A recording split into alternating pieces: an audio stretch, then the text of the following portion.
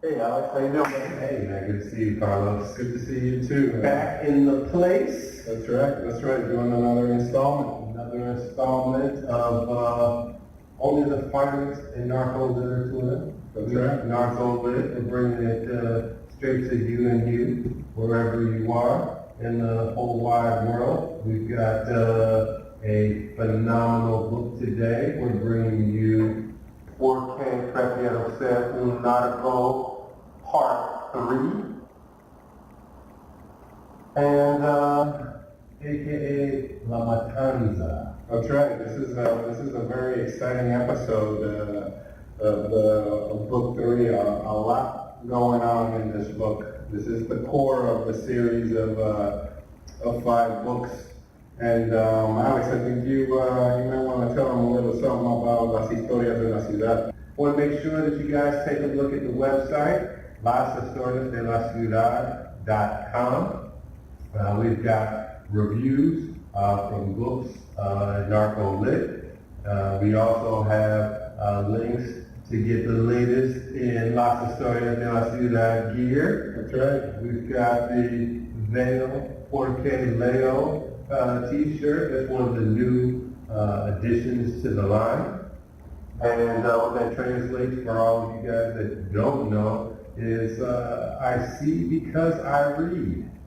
And also, if you find that this is the best place for your Narcolit fix, don't forget to like and subscribe to the channel, Las Historias de la Ciudad. And yeah, let's go ahead and get into it. That's right. Book number 3, key in the series of 5 books. The first thing that in reading book 3 was what stood out to me was Luis and the female characters that start to affect his life right now. There's 3 main female characters right now that are somehow or another related to Luis and are starting to affect his day-to-day activities and the way that he thinks. So it's very interesting. They're a very important part of how he's thinking, Definitely. and how he goes forward, because his desire and lack thereof for each of these women is pretty noticeable in book 3. Well, most definitely. He's got in book 3, as you may have realized, he's got a baby's mom. So he's got baby mama drama that he has to deal with, and that doesn't go away at all. It expands, actually. Yeah. So yeah, baby mama drama is something that I guess kind of comes with the territory or something, and something that Luis has to deal with. You might remember, if you were fortunate enough, or you're following either the series or our channel, you know that Luis has a new love interest. That's right. We talked about her last in book 2 when she was first featured. Actually, she was in book 1, but very briefly. And in book 2 is when she started a more prominent role. And in this book, we see the appearance of a third female character, which affects what he does and how he thinks for the rest of the series. She's a critical part of his desires. Let's just put it that way. In this particular book and through books 4 and 5. Yeah, and you know, when we talk about his the latest lady in the life of Luis, a bunch of L's right there, we get to see how important it is for him to be the man. Exactly. This is part of his acquisition process. As he begins to acquire wealth, he also feels that he's acquiring these women as personal possessions.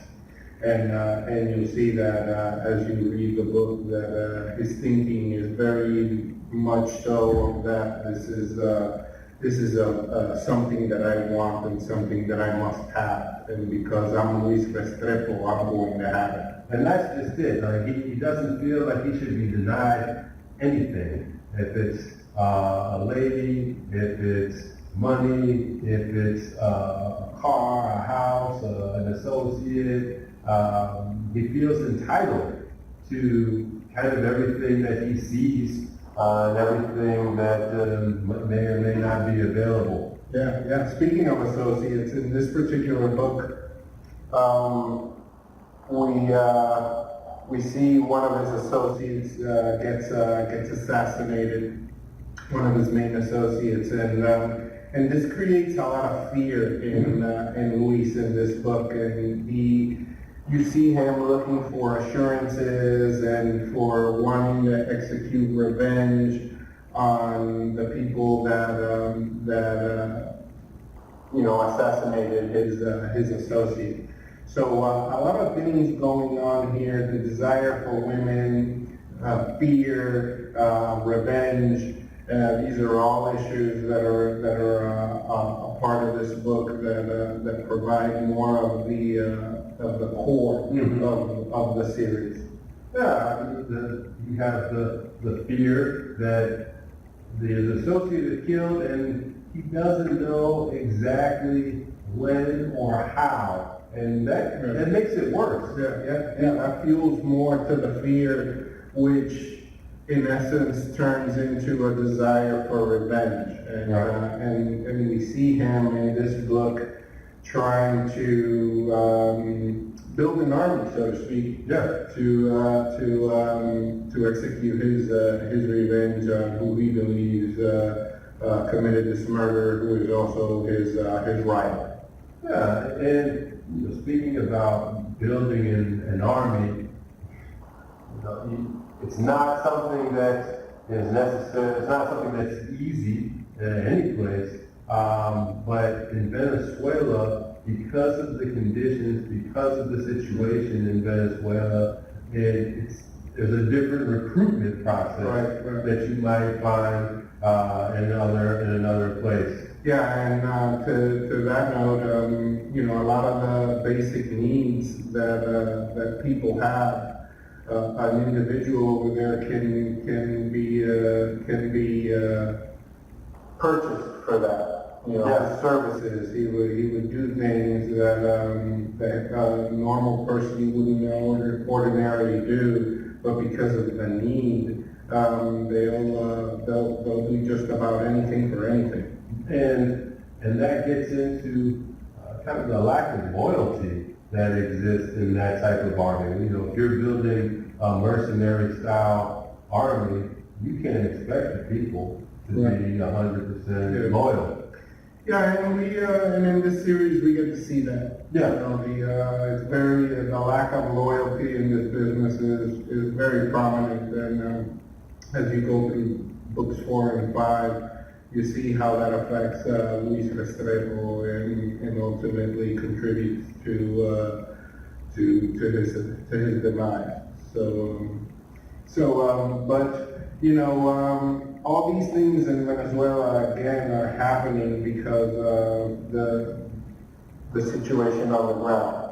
And in this particular book, as other books, 1 and 2, 3, 4, and 5 even, the author, Joaquin Matos, he does an amazing job at describing the real life events that are happening. The problem in Venezuela and how the border closing between Venezuela and Colombia caused the border towns in Venezuela to basically become ghost towns.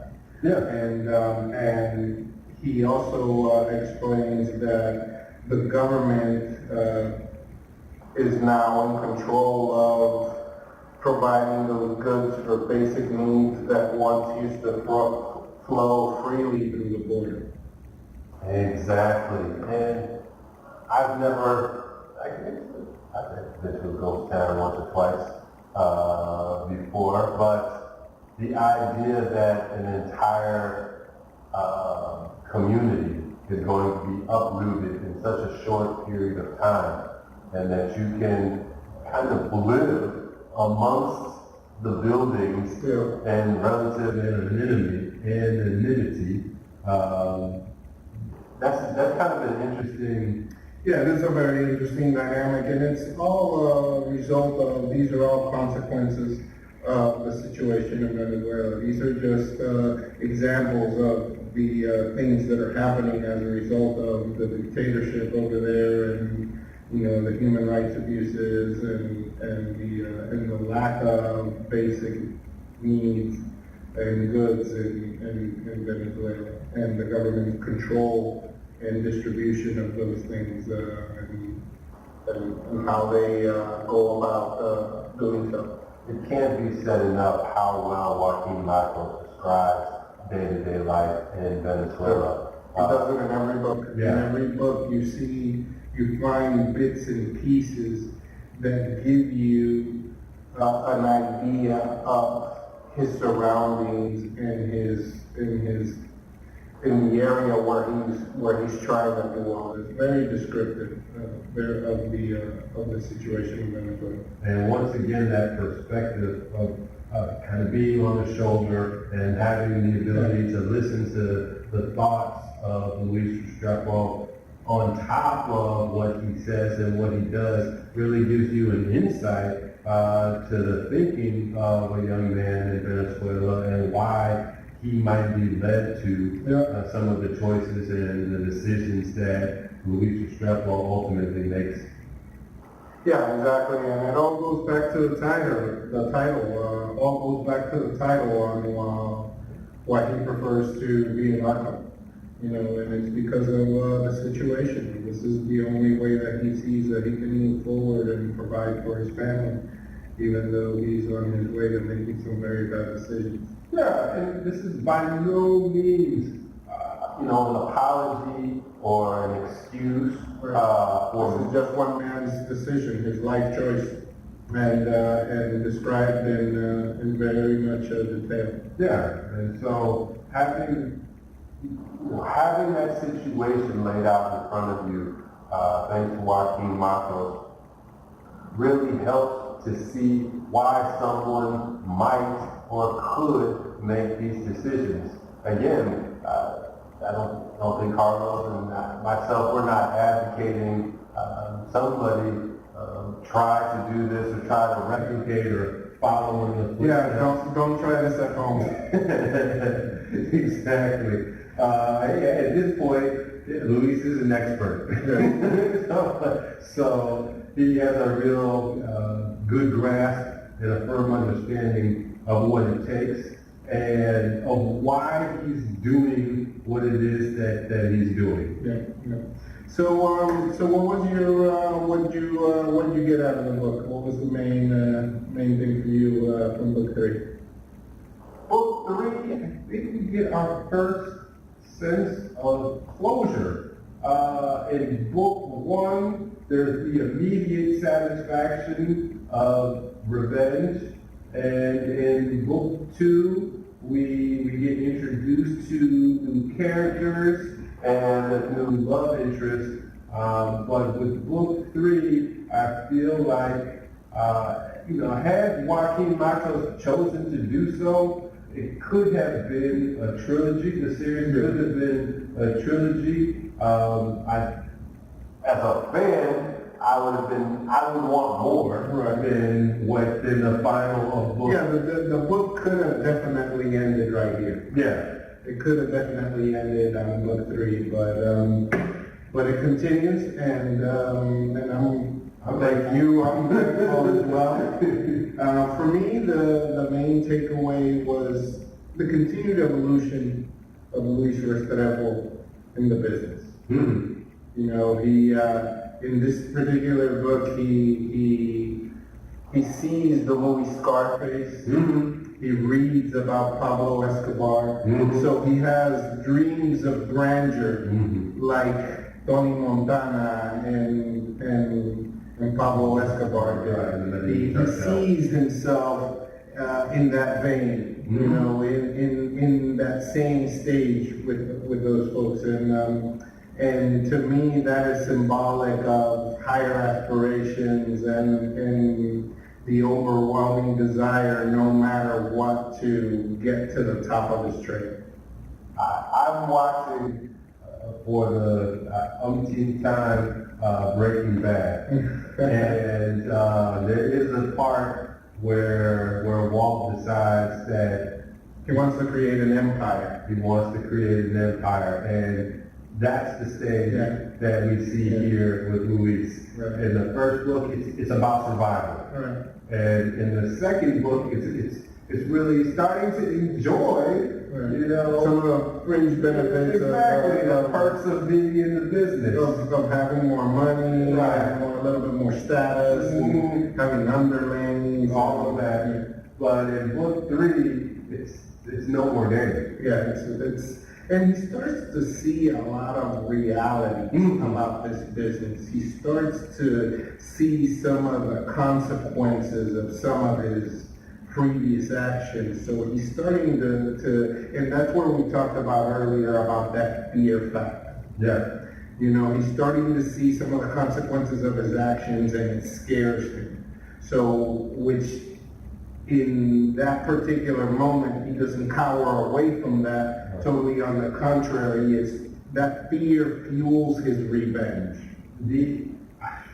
Again, this is a testament to Joaquin Marcos. It's there is a scene where he's having a nightmare, and it's amazing because one, I don't have these type of dreams. Yeah, and it was the way that it was described in the book. It was a very vivid dream of a very bad situation. Exactly. And so, you know, that is something that's fueling his fear. Even when he sleeps, you know, that fear is still present, and it fuels the paranoia. And just because you're paranoid doesn't mean that they're not out to get you. Yeah, exactly. And, you know, his drug consumption also is a key part of this whole entire series. You got to understand that this is the thinking of a man that is snorting cocaine all day long. Yeah. And drinking as well. And I guess the other strong takeaway from me,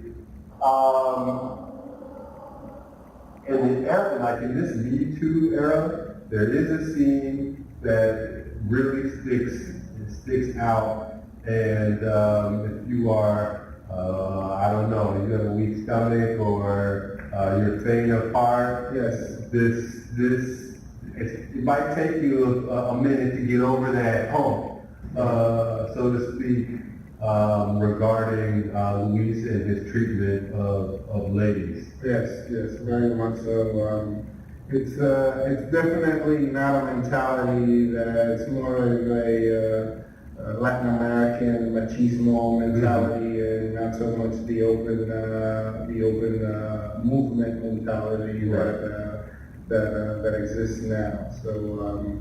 Just keep that in mind, that you have a very Latin American mentality, machismo at 100%, testosterone at 100%, and fueled by cocaine. Fueled by cocaine, exactly, and rum and beer and everything and whiskey.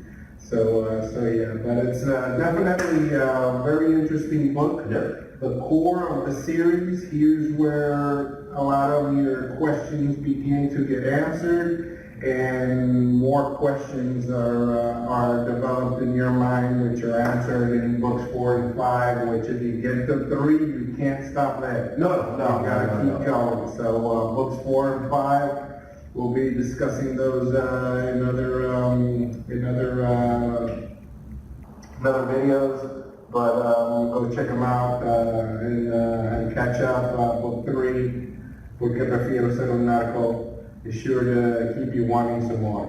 Exactly. So once again, thanks for taking the time and to spend with us as we chat about Narcolit. And yeah, we do encourage you to not only read book 3, but to continue the series. If you liked what you're watching, don't forget to subscribe and like the video. And give us your comments. Yeah, let us know what you're thinking, what you like about the series. Some of the thoughts that you have. We'd be more than glad to interact and tell us what we think about what you're thinking, and we'll go from there. So give us a like, subscribe, check us out, and read our books and enjoy. This is great Narcolit, and it doesn't get any better than this. There it is. All right, Alex. Until next time. All right.